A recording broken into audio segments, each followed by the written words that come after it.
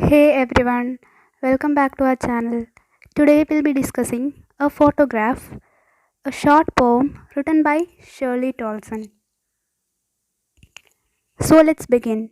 The cardboard shows me how it was when the two girl cousins went paddling, each one holding one of my mother's hands, and she, the big girl, some 12 years or so. Here the poet conveys that an old photograph of the poet's mother which was pasted on the cardboard, makes the poet recall the old memories of her mother's childhood. The photograph shows that her mother was enjoying the moments at the sea beach with her two cousins who were younger to her.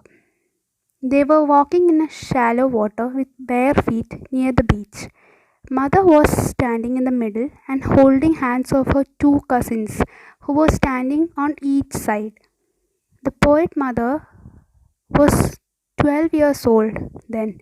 It shows that the photograph was very old, but the poet has kept it very carefully as it reminded her of sweet memories of her mother's childhood. The photograph also indicates how enjoyable her mother's childhood was.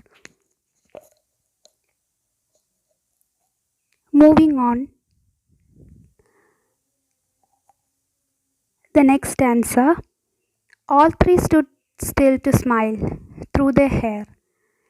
At the uncle with the camera, a sweet face, my mother's, that was before I was born. At the sea, which appears to have changed less, washed their terribly transient feet. Through this stanza, the poet wants to convey that the photograph shows all the three girls' poet's mother and her two cousins. They stood still and smiled at the camera when their uncle clicked their photograph at the sea beach. As the weather was windy at that time, her hair was flying all over their smiling faces. The expression on the faces of the poet's mother and her cousins was the expression of happiness and enjoyment.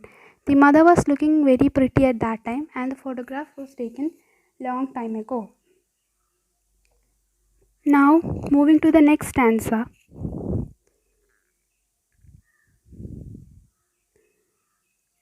Some 20-30 years later, she'd laugh at the snapshot. See Betty and Dolly, she'd say, and look how they dressed us for the beach. The sea holiday was her pastime. Mine is her laughter, both wry with labored ease of loss. And since we discussed in the previous stanza that everything has changed since then, her mother grew up and now she's dead, and the poet was reviving her memories. The only thing that remained unchanged was the sea, which was washing their feet of all those three girls.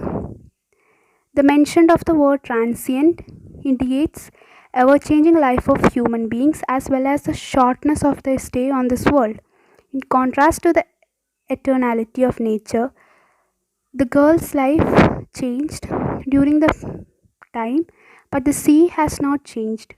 The stanza beautifully explains the transient nature of human being. So that was the explanation of the previous stanza, and this stanza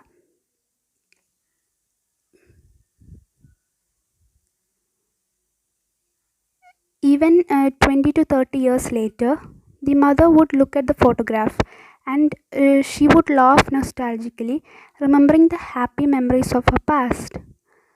Mother would look at the photograph and comment on the dresses worn by cousins Dolly, Betty, and herself.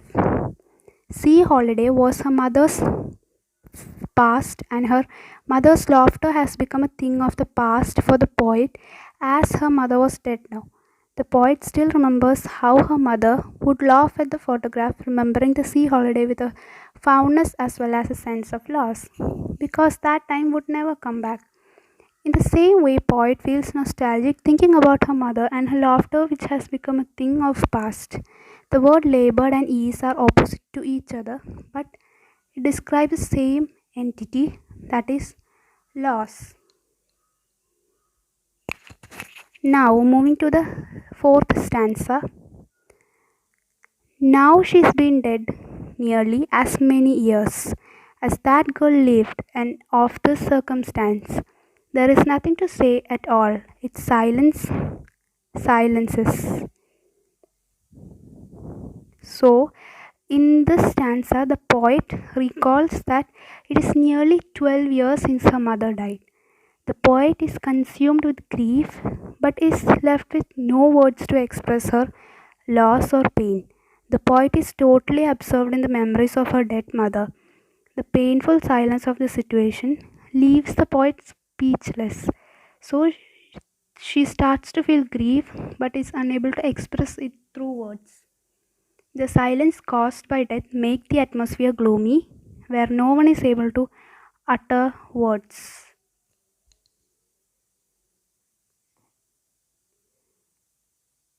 So that is the end of the poem, and